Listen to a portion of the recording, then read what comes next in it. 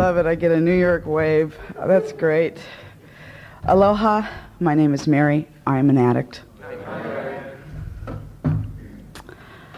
I'm really grateful to be here. This is my first big NA convention. That's also the first time I'm speaking outside of my home area, which is the Great West Hawaii area in Kona, Hawaii. And yeah, I'm really nervous. Yeah, me, yeah. I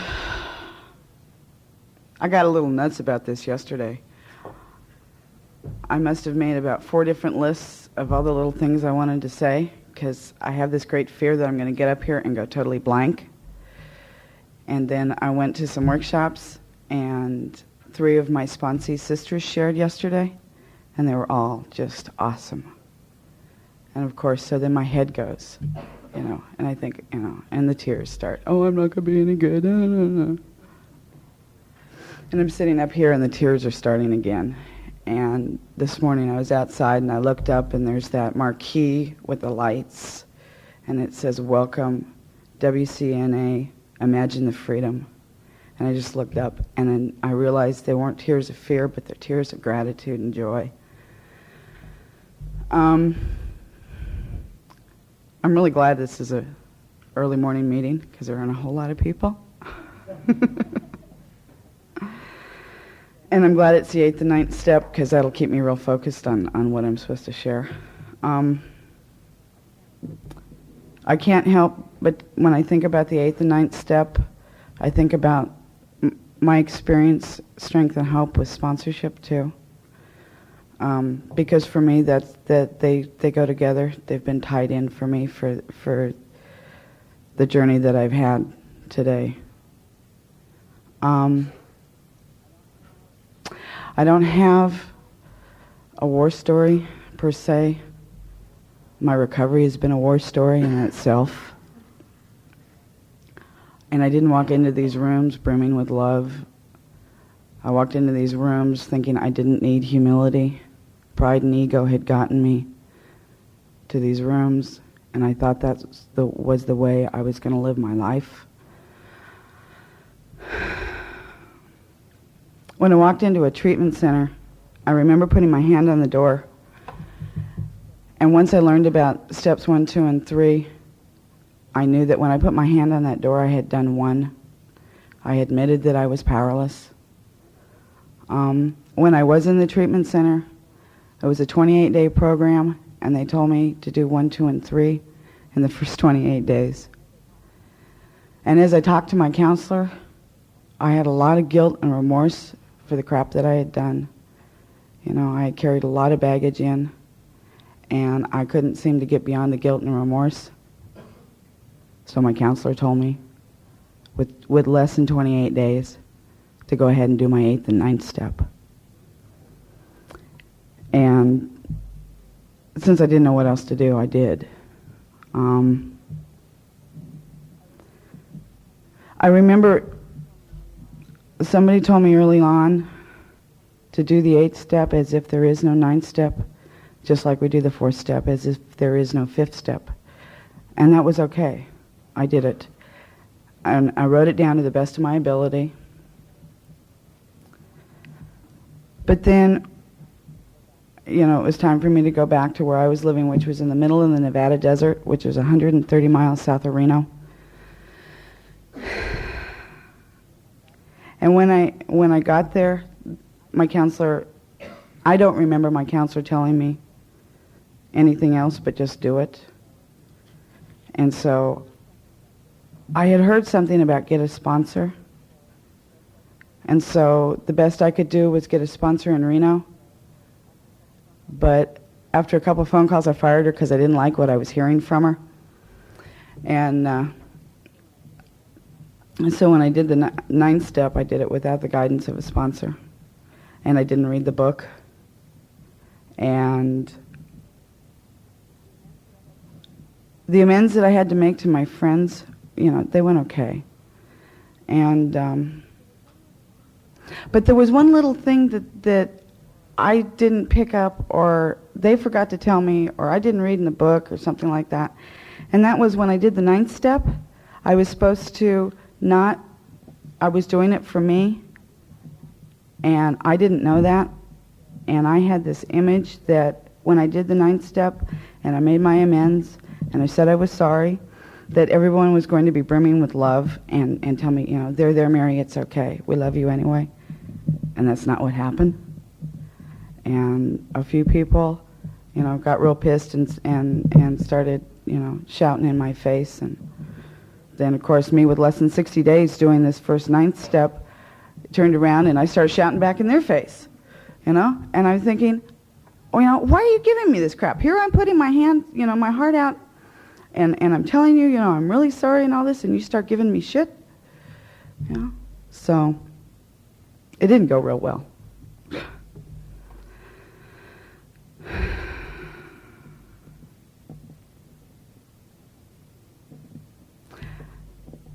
When I made the amends to my family, and my mother was okay. And I made the amends to my sister, and she started giving me shit, and her resentments and all that came up. And then I started getting back in her face, and so a couple months later I had to call her back and do another 8th and 9th step with her, and this went on for like 6 months until I realized that I had done the best I could, and there just wasn't any more there. I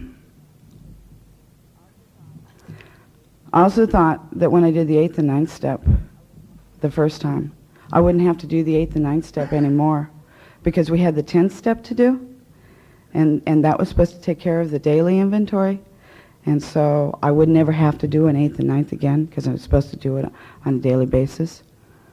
Well, that's not the way it worked for me, because I didn't do the 10th step on a daily basis,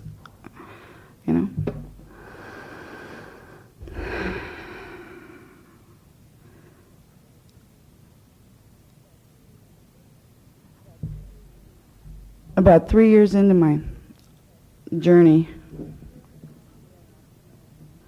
we had an opportunity to move to Hawaii. And I moved over there, and I didn't have a sponsor. And so I spent probably a good year and a half, probably closer to 2 years, looking for a sponsor. Oh God, my mouth is really dry.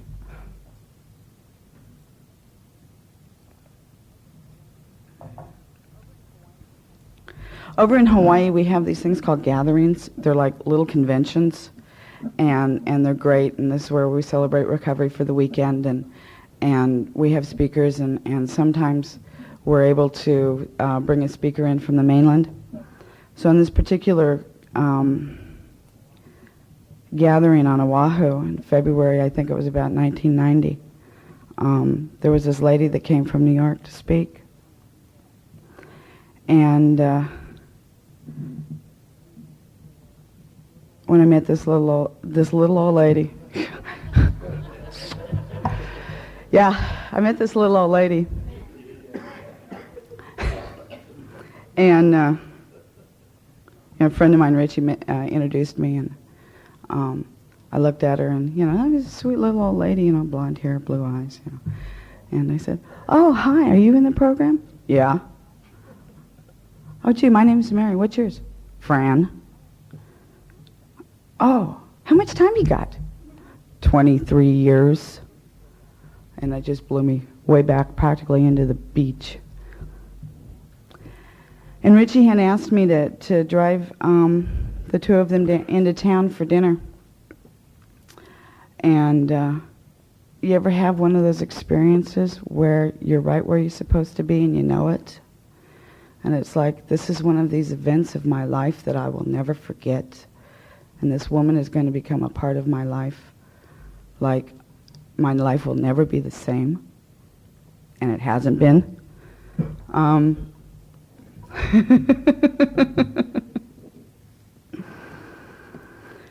So Fran came over to Kona, and I never thought I was going to see her again. And about 6 months later, she shows up again. And so we start a telephone relationship because she's in New York and I'm in Kona. And she'd call me up just say hello. And I'd call her up just to say hello. And I still didn't have a sponsor. And finally, I guess about a year goes by and we're talking on the phone and I had done something in recovery that really affected a real close relationship of mine. And then I forgot the second half of the 9th step, except when to do so would injure them or others. And I told this person, and it really blew him away. And it's like, I got on the phone and I told Fran, and she said something to the effect of, don't you think it's time you get a sponsor? Because that's the kind of shit you tell your sponsor, not the people that it's going to hurt. And so that's when I finally asked Fran to be my sponsor. With fear and trepidation, I asked her. Fear of rejection is a real big defect of mine. And she said yes. And now I lovingly call her the sponsor from hell.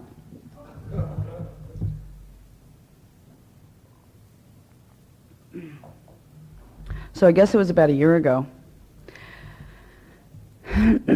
She was over in Kona visiting, and I was real stuck. I was feeling really emotionally stuck and spiritually stuck. And I don't remember whether she said to me or I said to her it was time to work on the steps again.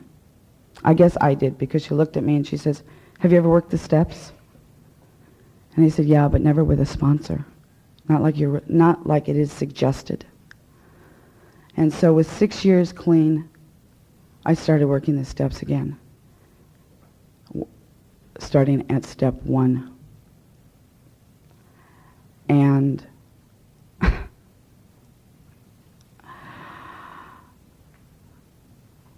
I guess it was about in April I got asked to speak at the gathering that we have, which is like that camp out I said, on my home island, which is the big island of Hawaii. And they asked me to speak on steps 8 and 9. So I called Fran and I had just finished 7, and I said, I think it's time to start working on steps 8 and 9 because I got to speak on it in a month. And so this time around, with the guidance of my sponsor, I wrote my amends list. And this time it was to the people in the fellowship, and it was a lot harder. Because this time, there is no bullshit, there are no games. I know that I do step 8 and 9 for me, and I don't worry about how other people react to it. And that's not what I'm supposed to do. I do it for me, and I do it with love in my heart, and after I've worked it out with my sponsor. And so she had me write the list, and then I mailed it to her. And, time has a way of getting away from us, so I went up to the gathering and spoke on step 8 and 9 and said, I've done 8 and I'm in the middle of doing 9 now, or getting ready to do 9. And so I got busy doing other things and kind of stuck in the middle between 8 and 9, and since I had sent the list to Fran, I kind of really didn't think about it anymore. And then I got this call from Karen in Toronto. Who says, hi, my name is Karen, and I'm on the program committee for this convention. And I'm calling to ask you if you'd be willing to speak on step 8 and 9. My first reaction is, my God, you've got to be kidding. And she said, no, I'm not kidding. So I said, yes, I'd be honored to. Thank you very much. Turn around and call Fran. And I said, well, I guess it's time. I got to start working on step 9. And this time around, it was a lot easier because the accept when to do so would injure them or others. And this time working it with a sponsor, she was able to guide me and show me what's going to hurt other people, and I might be doing it for my own ego, or my own self-destructive nature, rather than for its purpose. The book talks about it's a step of humility, and it's a step of freedom, and it really was for me, because no longer did I have to worry about, the things I should have done, or the things I ought to have done, the shouldas and oughtas that I think we all carry through our lives. Because I was able to go to the people that I needed to say and say, I should have done it this way. I apologize. And for me, it really was a step of freedom, because I didn't have to carry that sack of guilt and remorse anymore. And so the theme for this convention, Imagining the Freedom, was just so appropriate for me, because when I did my 9th step, the freedom was there. It's like, God gives us the grace to do the 8th and 9th step, and then there's such a feeling of freedom that I really did feel like that dove coming out of the darkness and into the light, like the logo shows.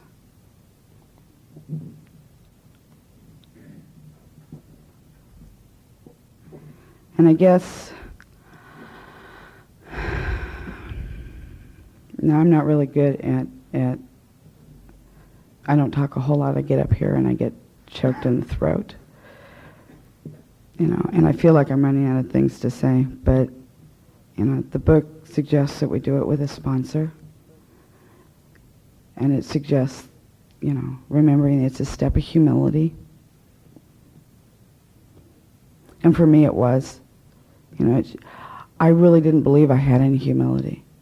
And through 6 and 7, and then 8 and 9, I gained a little glimpse of what humility is about. And it's just being humble without ego. Not being humiliated, but just being really, really humble with love and grace. So.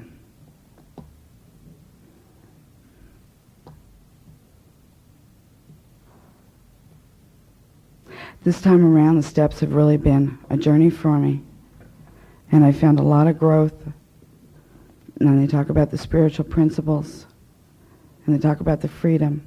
And this time working the steps with a sponsor, I'm getting a little glimpse of that. That's a little bit of that freedom. And it feels really good. And I'm running out of things to say. And one of the things, I was glad that this is a workshop participation, because I know there's a lot of experience, strength, and hope sitting in the audience. And I look forward to hearing from you guys too. Thank you for letting me share.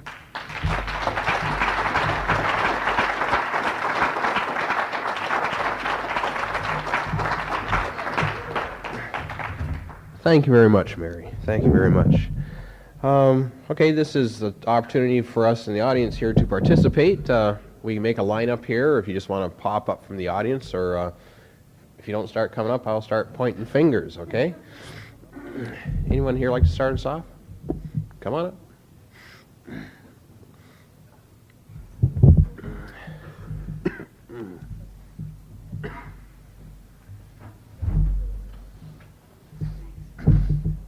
Hi everybody, my name's Steve. Hi, Steve. Hi everybody, I'm from Chicago. I thought it was real unusual. Thanks very much, Mary. I thought it was just what I needed to hear, that you talked about so many times about sponsorship, that it was an important part of working this step. And I was distracted because I carry your sponsor around in my glove compartment for the last couple of years, and I always wondered what she looked like. And this young gal over here, it was kind of funny because I have children too. I have teenagers, and I kind of carried around piece of you and piece of your life. It was on tape. I was really glad that in working this 8-step and making this list that I sat down with my sponsor when I had finished it, and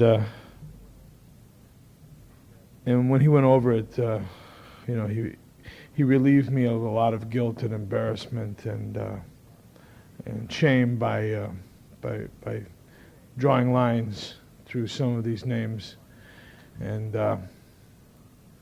telling me that it was that in places maybe somewhere that really where I thought I was a perpetrator, I was a victim, and that by making amends to these people, like you said too, I would be causing maybe more harm to them, that I would be maybe doing it for the wrong reasons. I know that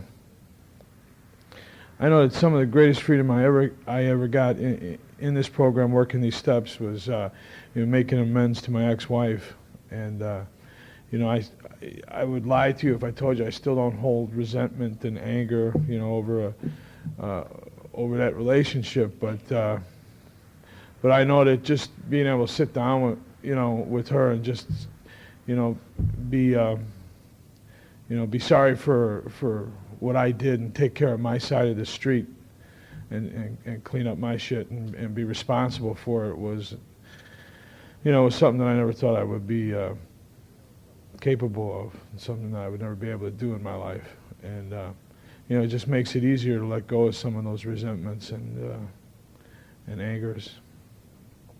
But this is it's a great experience for me to be here, and I came with my sponsor, and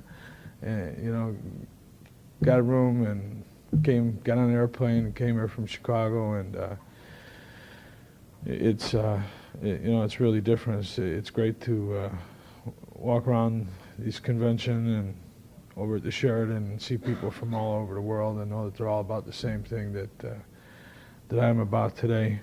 I know when I thought of Fran, I thought about what's going on in my life today. It was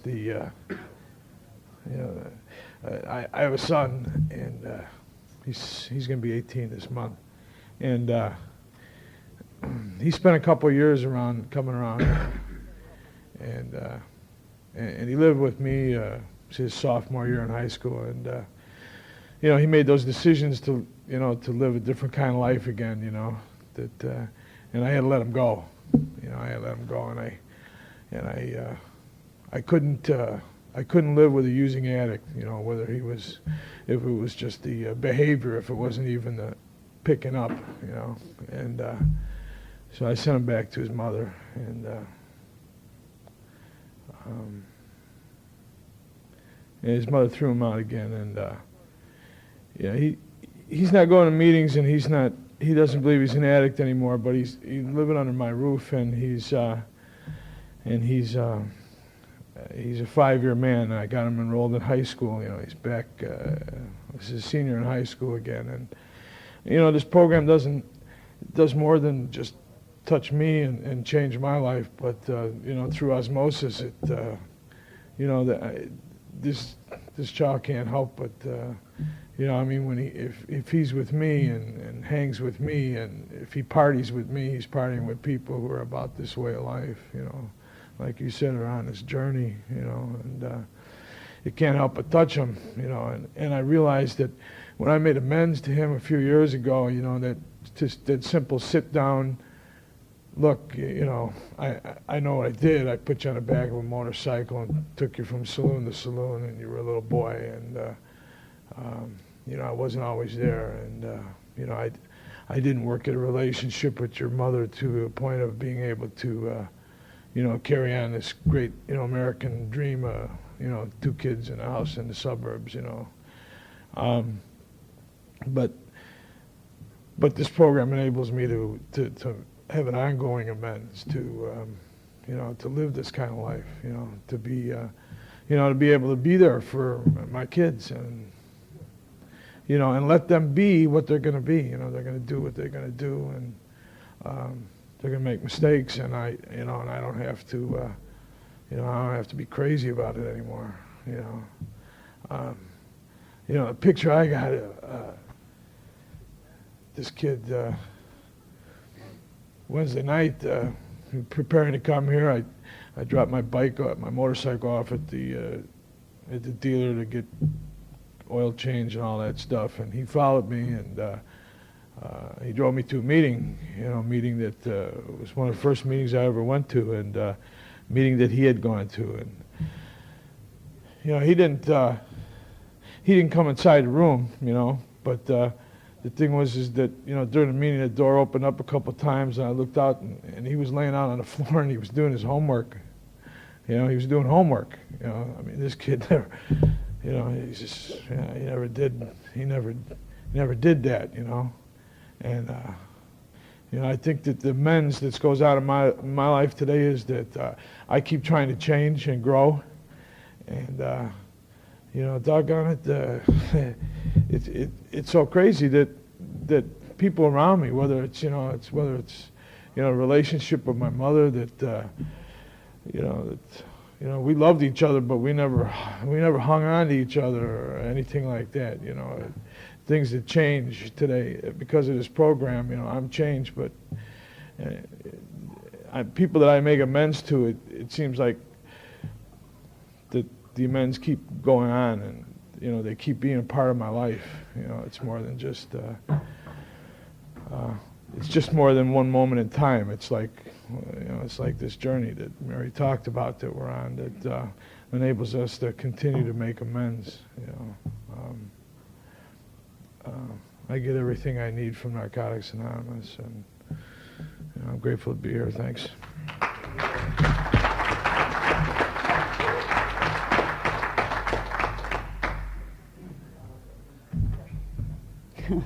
Hi, I'm Sandy. I'm an addict. Fran's family is the one that has so much enthusiasm. Mary, I love you. And it was really neat to be able to meet Mary. To all come together in Canada at the World Convention is a real treat, and I'm very grateful to be here, and I want to thank my higher power for allowing me to. Steps 8 and 9 for me were difficult, but step 8 was very simple. And there were a lot of amends that I needed to make to my family, and a few financial amends, and nothing too heavy except for 2 things. I don't usually alter anything in NA, but for me, I took the concept of Step 8 being, made a list of all living things we had harmed, because I had to include a dog. This was for me. In my active addiction, through neglect, I'm a tremendous animal lover, and through neglect I had basically caused a really wonderful dog that I owned to suffer a great deal and eventually pass away, and I lived with this guilt for a long, long time. I talk about this only because I don't hear many people say things along those lines, and each time that I share it, someone usually comes up and says, "Damn, I'm really glad you said that, because I neglected mine too, and I've always felt guilty." And I had someone tell me about abusing animals when they were kids, and there's stuff, for me, it's anything that runs my life around, anything that takes up so much space that I cannot live freely and in my own skin comfortably. And probably the greatest gift that I've gotten in this program was through Steps 8 and 9. I had a 6-year relationship prior to coming into the rooms, and it was a serious war of the roses. We did physical, mental, spiritual, property, every kind of damage you could think of, and it was severe. I worked with him, and I saw him every day. And when the relationship ended, there was tremendous resentment and damage. And I still worked with him. I've been in the same job 13 years. This was not the amends that this was probably the one that I refused to even acknowledge for a while. And it was a very difficult amends because I saw him every day. I couldn't, that's why I hear Gina say this a lot, it's about changing your behavior. It's not about saying I'm sorry for me. It's owning up to the fact that I was wrong and changing my behavior. And this amends to him took over a year. I had to slowly change the way that I behaved towards him. And I very much did not want to change the way I behaved towards him. He basically left me for another woman at work. And to see them together every day, I was very, very bitter. And I was very angry, and I was hurt, and I had felt abandoned, and the damage he did to me, and poor me, I'm a victim, fuck him, everything in my head went against the grain of what my behavior had to change to. And after a year or so, he started to come around. And the original person that I had been attracted to started to come back. We ended up being best friends. It took about 3 years, but there was a connection and a bond with us because we had done so much damage to one another and loved one another. It was really passionate. It was passionate negativity or passionate positive things, but it was we had a very strong bond. And he passed away in April. And I can't tell you what I would have felt like had I not had a ninth step in my life. I am now, he married this woman that I work with, and his widow and I are best friends. This is incredible. This is really, if, the women in here, I'm sure, can ID more than maybe the men can too, but the exes don't get along. You know what I mean? You guys that are divorced should know that. But the truth is that we have a bond together. She's also in the program. This has given me such a gift. I can't tell you. My life really changed when I was able to make amends to this guy. And I was able to be there when he died. And it's really a gift. And my sponsor was there through the whole thing. It was very difficult, but it was worth every uncomfortable minute that I had. And I just want to express my gratitude to this program, because without it, I'd be consumed with guilt today, and I'm not. Thank you.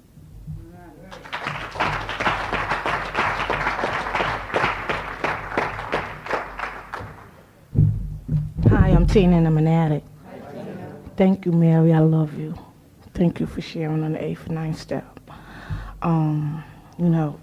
Yesterday I was talking about how God sometimes just put these steps in my life and make me work them in spite of myself.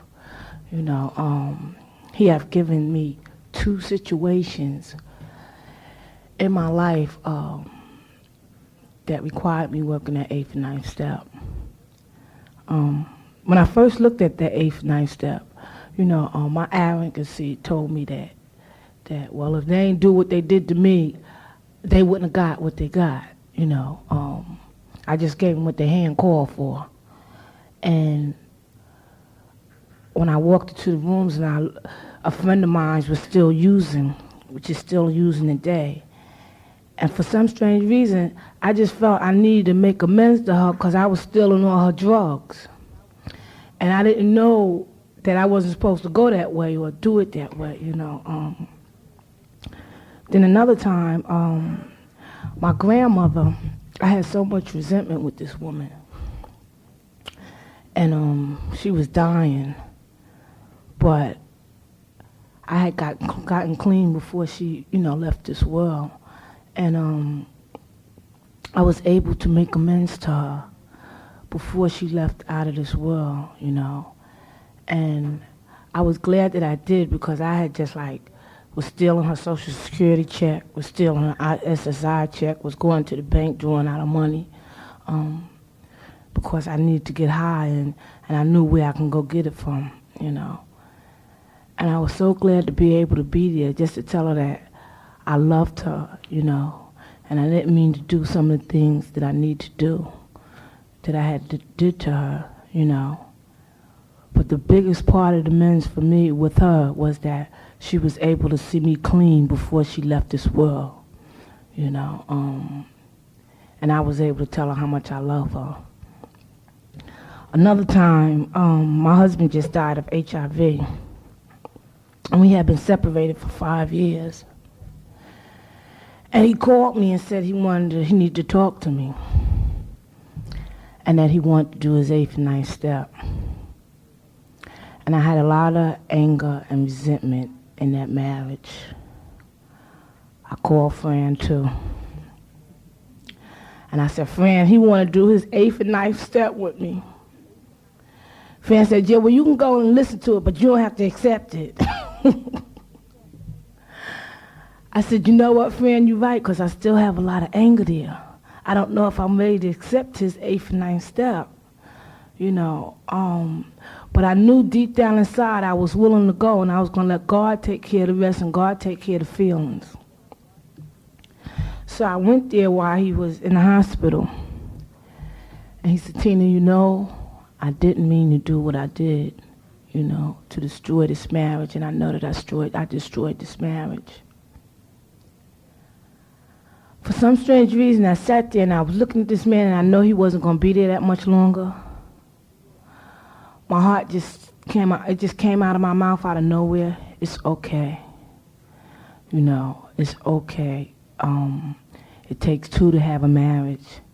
You know, maybe I wasn't all that of a great wife, you know, and maybe that's not all important right now, you know.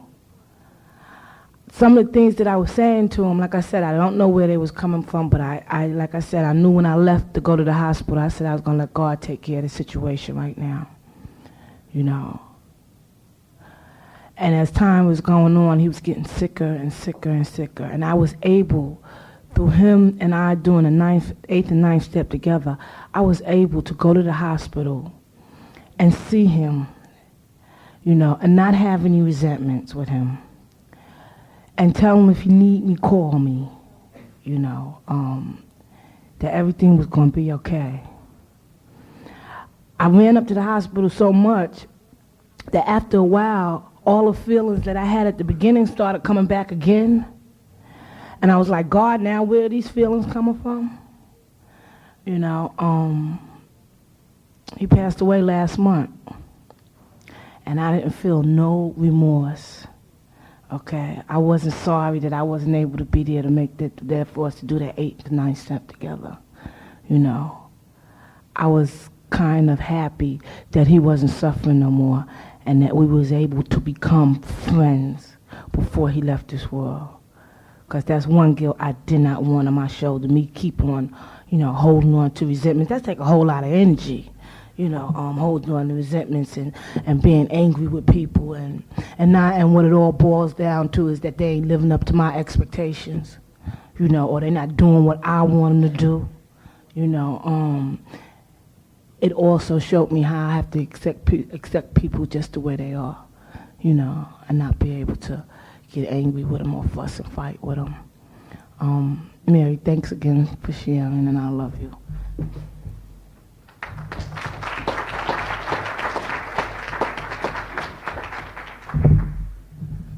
My name is Michael, and I'm an addict. And probably the only person in the room that Fran doesn't sponsor. Every couple of years, she manages to teach me a lesson anyway. Mary, it was great. Thank you. I've had 2 sponsors since I got clean, and I got the second one because the first one moved to Florida, and when I got my second sponsor, He didn't want me to write a new 4th step. What he wanted to do was talk about my 8th step list. And I still had it tucked into the recovery text. There was a dog on my list too.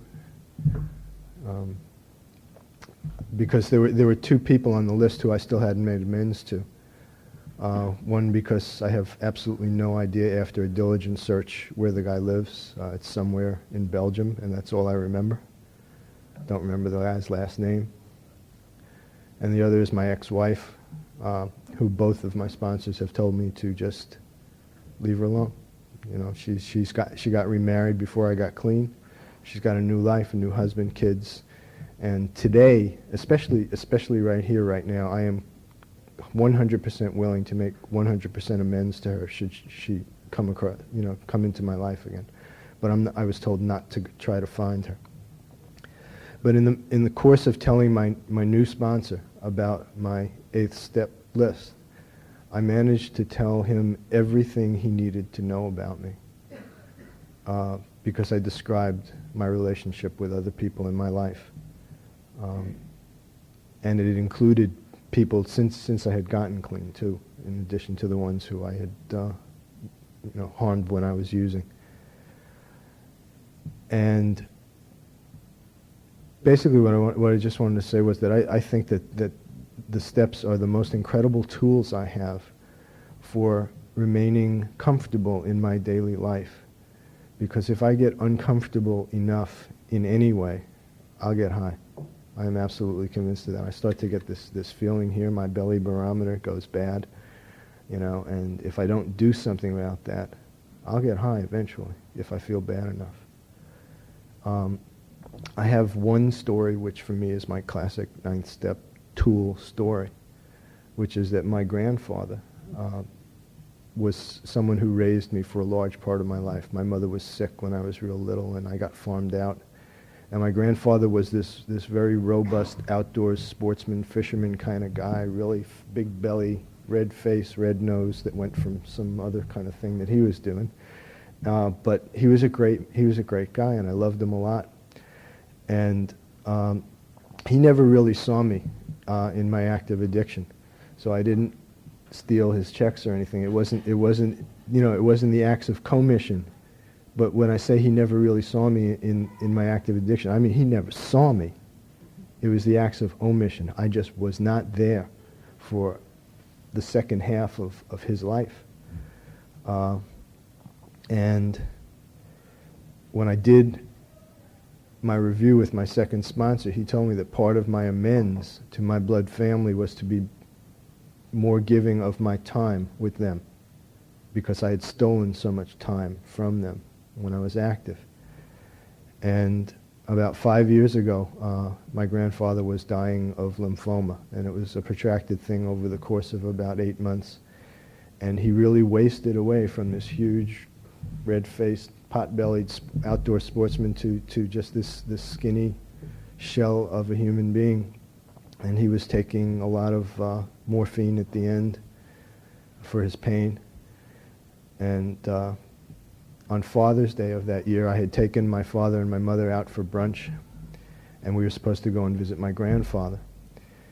And in the restaurant, I just got this incredible tension headache, and I was completely prepared to tell my father, tell Grandpa I wasn't feeling too well, and Happy Father's Day, and I'll give him a call later in the week.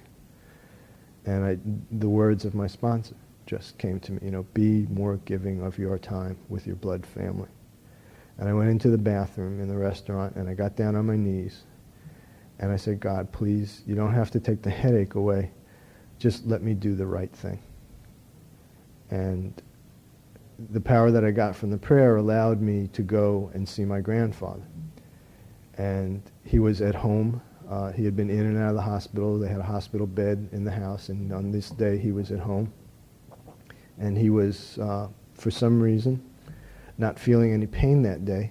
For the conclusion of this presentation, please turn your cassette over and depress the play button. Do not rewind your cassette.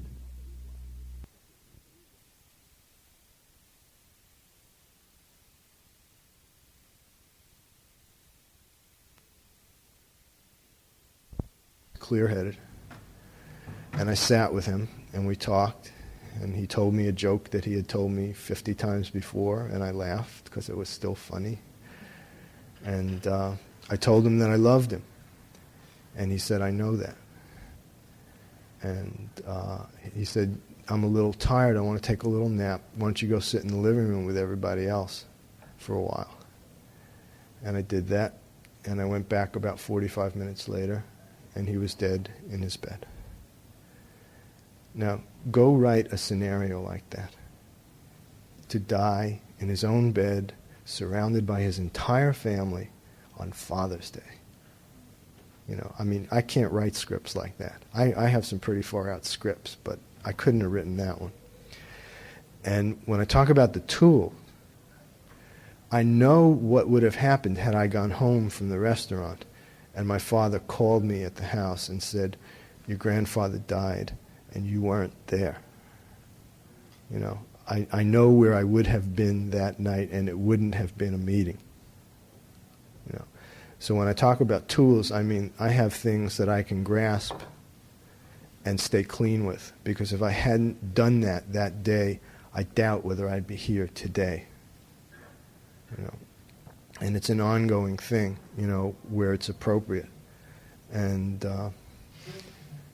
you know, when I get to remember to use that, you know, it's on one level, you know, I know that we do this for ourselves, but yet some of this stuff I do for other people.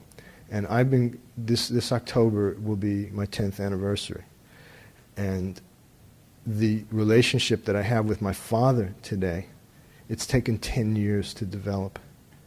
And I know that if I should go out and get high tonight, you know, if that's the way it's supposed to be, maybe I'll get another 10-year anniversary. But my father will be dead before that happens, and I will never get to have this kind of a relationship with him again in this lifetime. And there was a couple of times, a couple of years ago, when that was the only thing that kept me straight. You know, just not, you know, it was like when I was out there were a couple of times when I really wanted to commit suicide, and I knew I just couldn't do that while my parents were alive. You know, I couldn't carry that with me. Too selfish.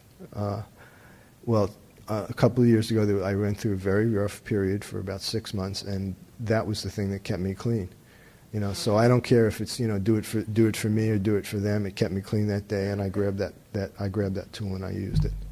You know, and I learned it here from you guys. So thank you.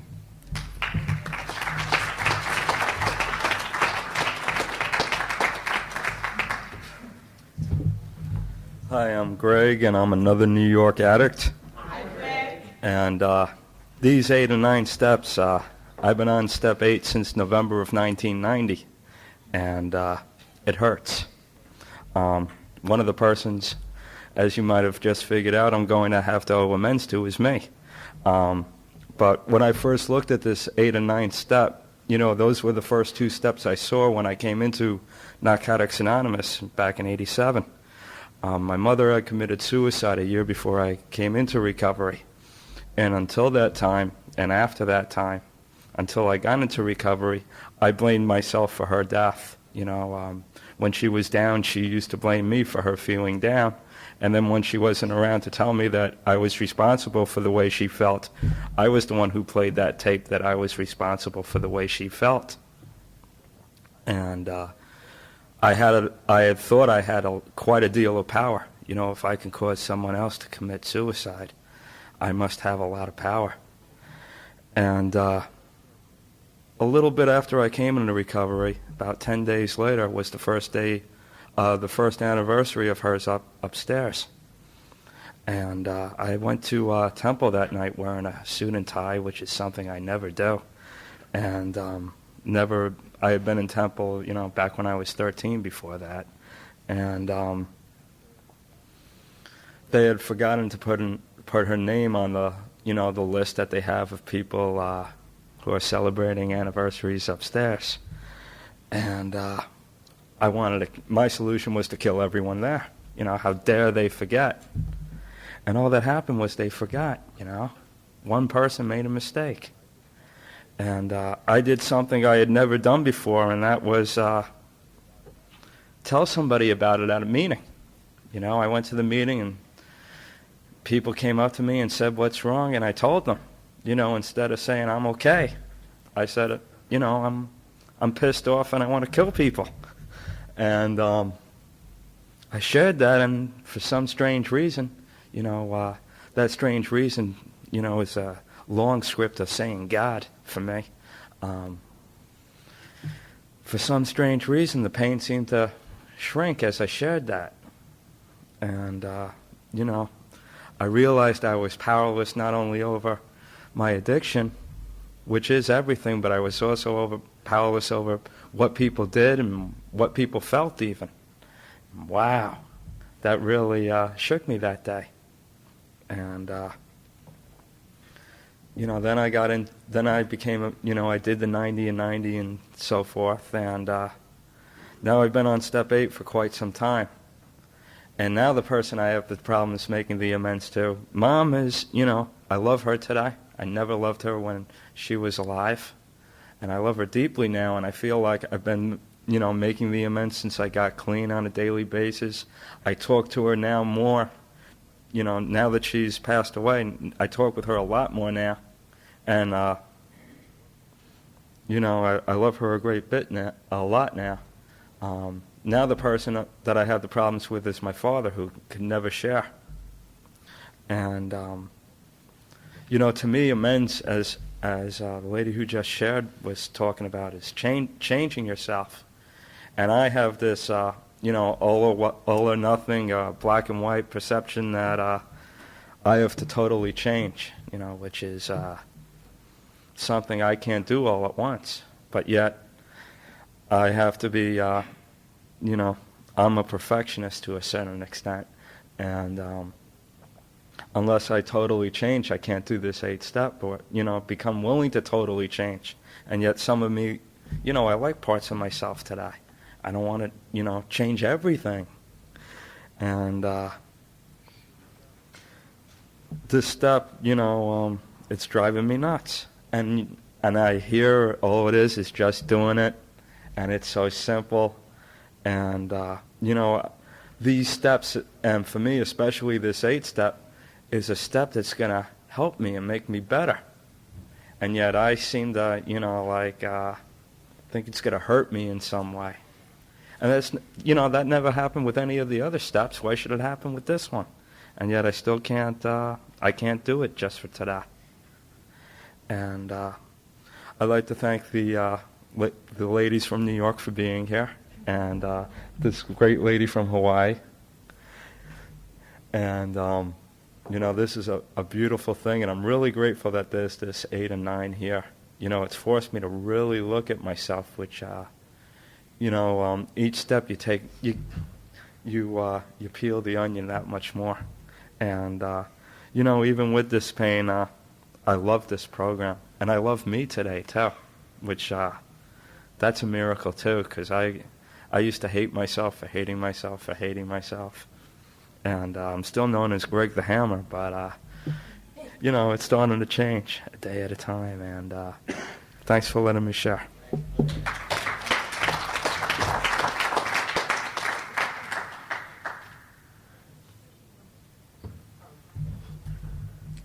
Hi, family. My name is Michelle, and I'm an addict. Hi, Michelle. I'd like to thank the God of my understanding for allowing me to stay clean another day and putting this program into my life. I also like to thank you for sharing, Mary. I haven't really, you know, did an 8th step, but I did up to my 5th step with another sponsor. And I just recently got a new sponsor into my life, and like Mary, I have to start from step 1 all over again, you know. But I know this program is about change, you know, and I feel like I have grown in the 3 years that I've been here, you know. And one of the things that when I do get to that 8th step, I know you have to make a list, and the first one on that list would be myself, you know. And I just sat there and I prayed to my higher power, you know, to help me just to speak through me, you know, because what I'm trying to do right now is make amends to myself in front of you people, you know. And because if I harm anybody, I harm myself the most, you know. And if I can't get with myself and accept who I am and, grow through these feelings. How could I make amends to anyone else? And I have I know I have a long list of people that I have to make amends to, and I know one of the people in my life that I have to make amends to is my mother, because I have a real big resentment with her, and because I'm powerless over her and I can't change her, and I would like to, just like Tina said, that she's, if they don't do what she wants them to do, and that's the problem with me and my mother. I want her to do what I want her to do, and she's real stubborn, and she doesn't believe that I'm clean half of the time because she's stubborn as she is, and I really need to make amends to her because I find myself so much like her, and I resent that because I don't like the way she is, and I haven't came to accept that that's the way God made me, So right now, if I'm trying to make amends to me, and I know this is a step for me, a part of growth, and when I get to that step, when I get to the 8th step, I'll be then made amends to myself so I can make amends to other people, and that's all I like to share.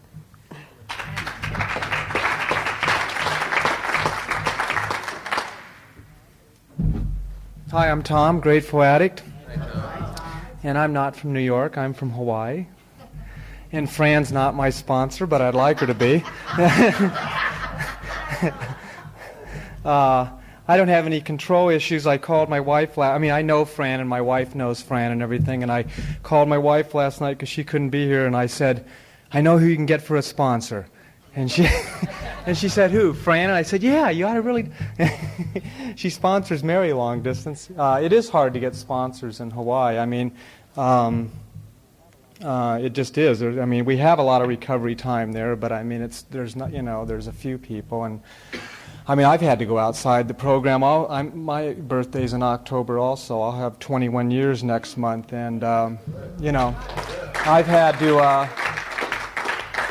My sponsor that I'm using right now, going through the steps with, is 31 years in recovery in AA. But the 12 steps are the 12 steps, right? I need to stay teachable all the time. I need to always remain, vulnerable, and the only way I know how to do that is keep working these 12 steps, and I don't believe in working them by myself.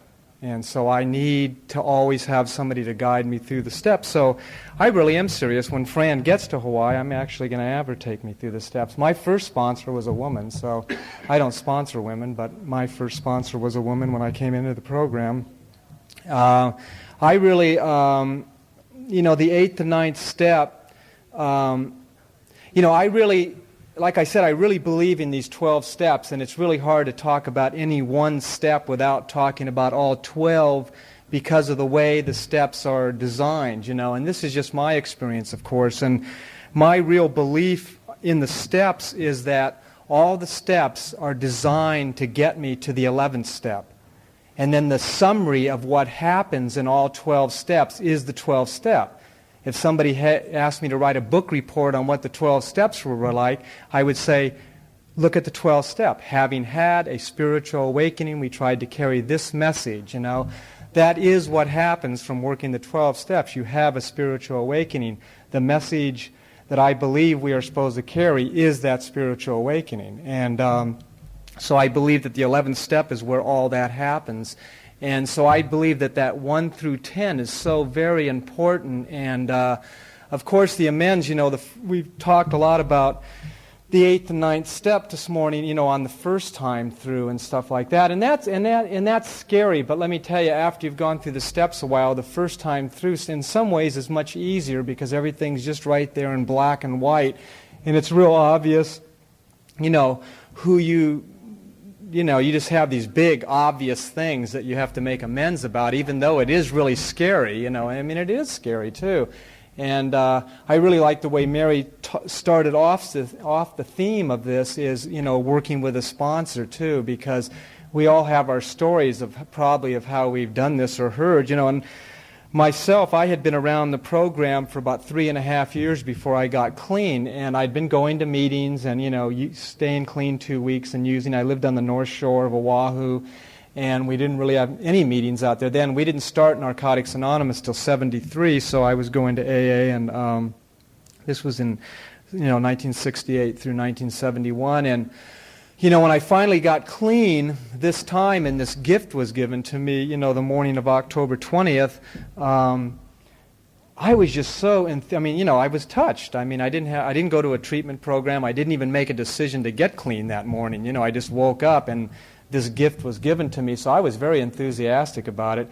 And God, I was getting ready to leave. I knew I was supposed to leave Hawaii and stuff like that and go back to, I'm going to go find my sponsor in Egypt is really what I was going to do, but that's another story. But anyway, I was so enthusiastic about being clean again, and my sponsor's over in Europe somewhere traveling around, and immediately I was writing letters to because I'd just gone through a separation with my wife, and I was writing letters to my in-laws, making amends, and right before I left Hawaii, I still owed $65 to my heroin connection.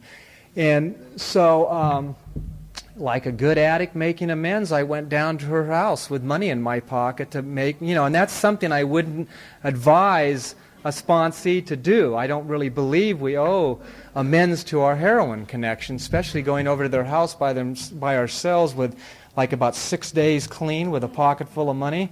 Hey, I'm just by the gift, I'm still clean, So, I really believe in that sponsorship thing that that we get guided, that we make this 8-step list and then we take it to our sponsor and we put it if there's things in there that some of my sponsees think are impossible to do, we put that on the bottom of the list. We become willing, but we put it on the bottom of the list, and you start with the things that are easy to do and you start to work your way down. And there's some things that I tell them they don't have to make amends about,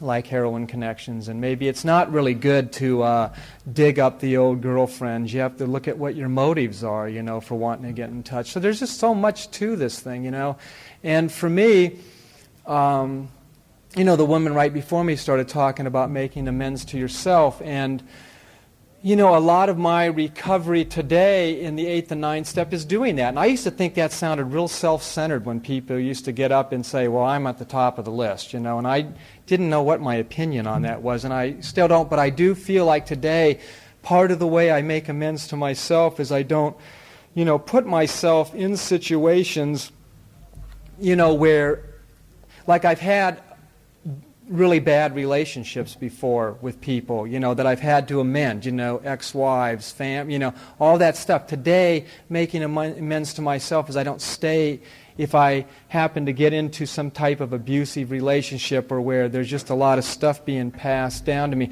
I don't have to stay in it, and I advise my sponsees they don't have to stay in that, that's making amends to myself today. After going through these steps, having that self-esteem come back, that I don't have to be in that stuff anymore. You know what I mean? I don't have to, there's a lot of, I liked Gina last night. She talked about she came from a fucked up family, and today they call it dysfunctional, whatever. We have all these words, these new words, and like shame is one of them, you know what I mean? And it's okay to talk about shame right now because you're going to find it written in our new step book, so I can use that word shame. It is a new buzzword, but it's a real thing, you know what I mean? That a lot of us had that stuff passed on to us and we stayed in it, we didn't know what. That's why we've been in such weird relationships in recovery. We've never known anything else, I don't have to stay in situations like that today. If a relationship to me is about nurturing and loving, and if that isn't going on, if I'm in a marriage where there is not nurturing and loving and it's a supportive relationship to my spiritual growth, then why am I in it? And that's amends to myself. And thank God today from working these 12 steps, I have a very loving relationship. A very loving relationship, more than I could have ever thought of, And I like what Sandy was talking about, exes. My first wife and my present wife today are best friends. The woman I'm with now and married to, I've been with her now 7 years this November. We've been together 7 years. We've been married about 1.5 years. But my ex-wife was the maid of honor at our wedding. Now that's all as a direct result of the 8th and 9th step, I believe. You know, of living these 12 steps in your life. In fact, we're going to write a letter to Oprah.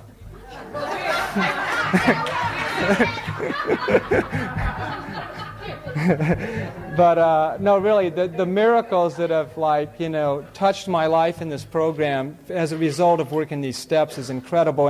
And I did say, you know, and I really do, and I started to say that the first 8th and 9th steps you do, the first inventories you do, as scary as they are, that you will find that sometimes they're the easiest, because, and that's why I really need sponsorship in my life today, because going through these 12 steps, because see, I believe, even though I do a daily 10th step, like, you know, what you were talking, I do a daily 10th step. You know, the 10th step is part of my life, but I still have to start over. After I get to step 12, I have to start over and start on step 1 again. I find it necessary to go through that process to get in touch with those spiritual principles again, starting with surrender in the first step, and work through and go all the way through again. And that is the 8th and 9th, starting over again. Is an 8th and 9th to myself. Staying teachable, going through, and it gets more subtle. My 4th and 5th step aren't always easy to write now. It isn't always easy to pinpoint. Like in the beginning, you're coming through recovery with this huge machete just chopping this stuff down. Later on, it's like you're coming through with a little penknife or something. It's like really hard, you know, but yet you have to keep digging, you know, because see, I want to keep unfolding. I want to grow. If it's this good, after almost 21 years, and man, I'm telling you, it's good. What's it going to be like in another 21? You know, the only way I'm going to find out is to stay here and work these 12 steps and keep making those amends, you know, and just keep going through this process and remain teachable and keep asking for guidance. You know, I don't know else how to do it. You know, but I know it's magical. I know it's absolutely magical, and I know that 11th step has become so important to me today, you know. And all those things that I do, the amends, they talk about the amends being where the real freedom comes from. Without doing that, how can I sit quiet in the morning and listen? You know? And today, meditation's a lot more to me than reading a daily book on the John. You know? I don't turn on CNN or read the newspaper when I get up. I know I take my 11th step real serious. You know? I think that that's where the power comes from.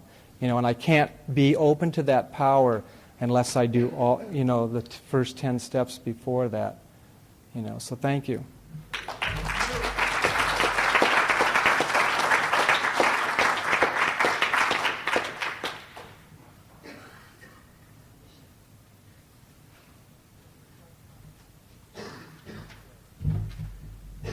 My name's Gary. I'm an addict. I was just sitting here thinking about the 8th and the 9th step, and this whole program for me is about making amends to me. When I got to the 8th and 9th step, it was about cleaning up that wreckage so I could look people in the face as I walked down the street, and I could not have to hide anymore. You know, I was just sitting here and thinking about an analogy that I heard a while back on a tape. And what it was about was that I was born into a family of pumpkins, and I spent some time there, and I began to grow up, and I realized that I wasn't like them. And they nurtured me, and they tried to make me a pumpkin. They tried to make me think like a pumpkin. They tried to make me look like a pumpkin. And the truth was, I was a pickle. And I developed all kinds of resentments and all kinds of things that I did in my life trying to be the pumpkin. And as I did these things, it became harder and harder to go back to the pumpkin patch. And it wasn't until I came to Narcotics Anonymous and realized that I was a pumpkin and that I was the way I was, that I could go back, that I was a pickle, that I could go back to the pumpkin patch and say, hey, I'm a pickle and I'm okay just the way I am. Excuse me, but this is the way I am.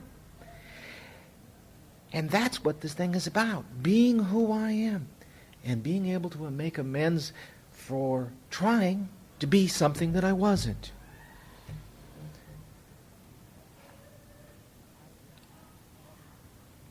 I lost my parents before I came to this program, and I was never able to make amends to them. I lost my parents and my grandfather all within a 3-month period.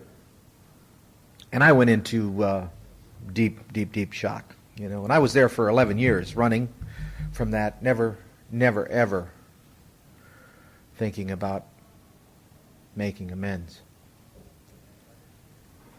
It took me 11 years to finally find Narcotics Anonymous and start to work the steps before I could put them to rest.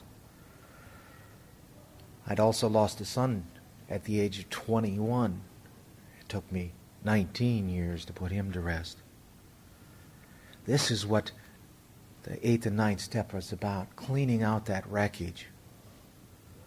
Today I can talk about that stuff. Today I can think about them without feeling that guilt that I didn't get to apologize, that I didn't get to change.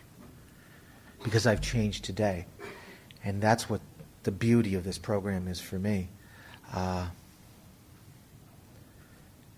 I continually try to take that personal inventory in step 10, but it doesn't always work, you know? What happens is I find something that I left back. As we continually to peel down here, and the longer I'm here, the more I find, the more in touch I become with who I am, the more I become familiar with the knobs on the cucumber, the more I realize I have to go back and say, hey, listen, pumpkins, I did this wrong or I did that wrong.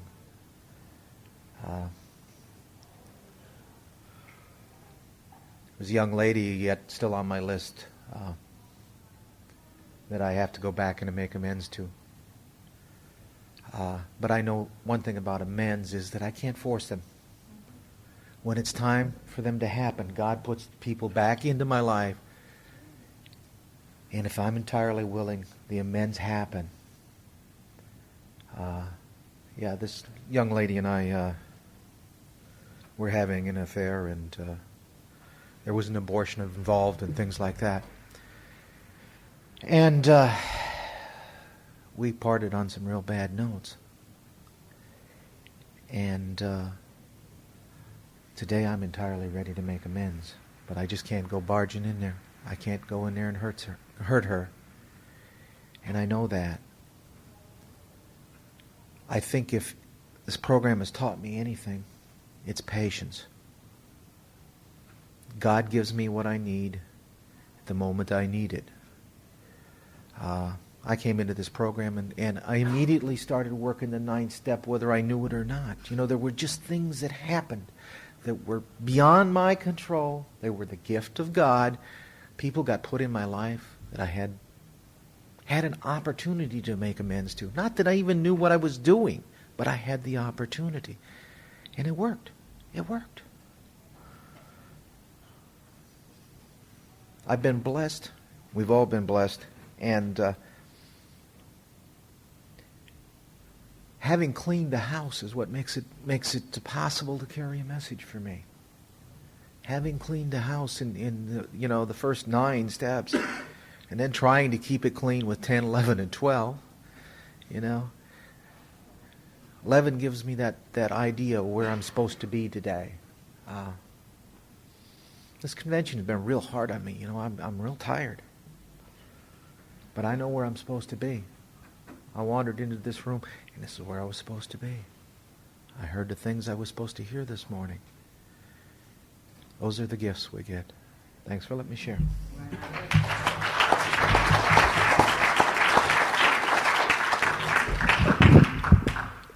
I'm afraid we've come to the end of the time. There's a beautiful line in our basic text that says, heart of NA beats when addicts share. I'd like to thank everyone here for sharing and keeping that heartbeat going here today. Also like us to give us another hand to our speaker here.